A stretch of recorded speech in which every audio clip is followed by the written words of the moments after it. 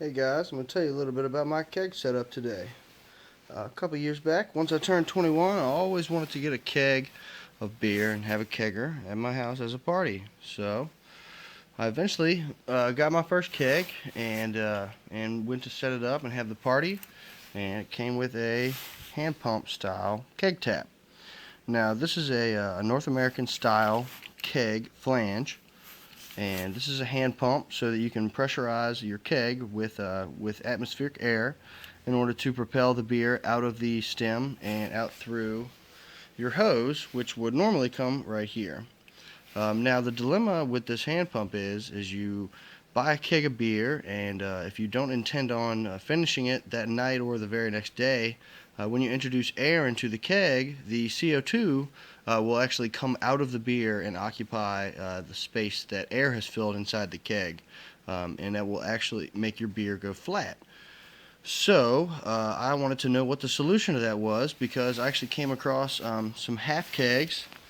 Not this one in particular, but this capacity. It's a 15.5 gallon, and I was like, man, there's no way I'm going to be able to finish this keg in one party, and I don't want this beer to go bad. So, what's my solution? And at the time, I worked at a restaurant, and I knew that their draft system ran off of CO2.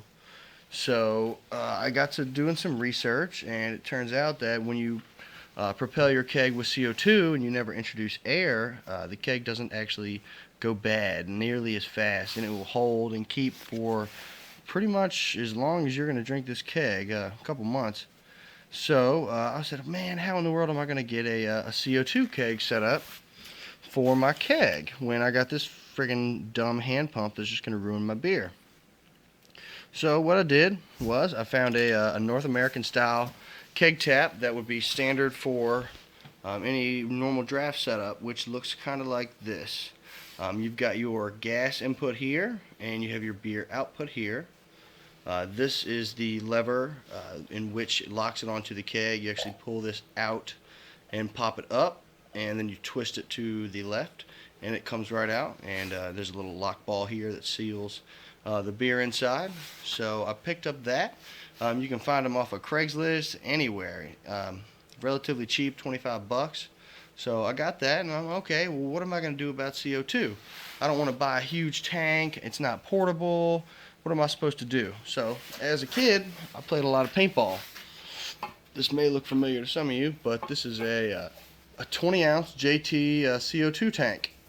It can be purchased at Dick's, Sporting Goods, any sporting goods store. They're good for 5 years. They have a hydro test date on them.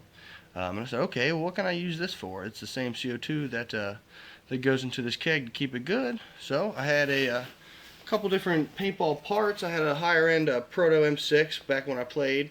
I actually used the on-off from the gun, which is normally used with compressed air, but it's okay because I got the right O-rings in here. But this is actually screws onto the tank here, and then this screw here is an on-off to control the air, whether you want the pen valve in here to be depressed or not. And then it travels out through here, which is a macro line fitting, which is plastic hose that's ready for high pressure. That's just what I had. That's what the gun had set up. So that's what I stuck with. You can always change the fittings out and go with a hard piece, so you don't actually have this to deal with, because this can rupture and bust.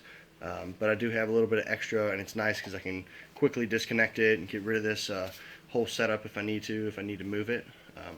But this is actually fed from the on-off into a dye Hyper 2 regulator, which is a high-pressure regulator that they use on their paintball guns to control the pressure going to the solenoid. It actually works really well because it's extremely precise in the way it regulates air, so that actually works out in my favor. From that regulator, which regulates it down from tank pressure to usable pressure anywhere from 0 to 800 psi with this particular regulator. That is then fed into a welding regulator I actually got from Harbor Freight. This isn't the ideal regulator to use because being that this is a welding regulator, it actually measures a flow rate of air, which is not what you're looking for in a keg. You actually look for PSI, you look at this gauge here, get it to focus, it's actually a cubic foot per hour reading. And you can look up translations to this, but this isn't exactly what you need, but it works just fine, and you can use it, and everything's great. From there, you got your output of the regulator, which I've got some braided line here and 2 clamps. This actually feeds into the gas line of the keg.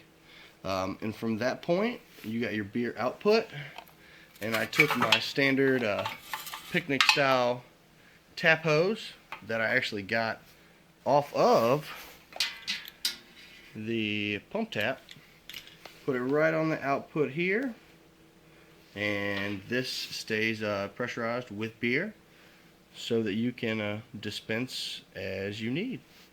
So that's just a quick overview of my setup. I'll make another video and tell you how I assembled it and how to tune it, but otherwise this is a 100% portable system. It works great. You can get these tanks filled anywhere that has CO2 refills. You can stick this in the back of your car, take it to a party. Of course, once you start drinking, you're not going to want to drive after that. But it makes it really nice and convenient because it's like a home draft system or a restaurant system that's normally not portable, but it makes that completely portable so that your beer, as long as you keep it cold, it will not go bad if you don't finish it somewhere that you go. So if you want to save some money, buy big quantities of beer, drink it for a while, instead of taking a growler everywhere, you can take the whole freaking keg, and if somebody wants to throw you some money, then they'd be more than happy to drink out of it. So this is my keg overview. Y'all have a good day.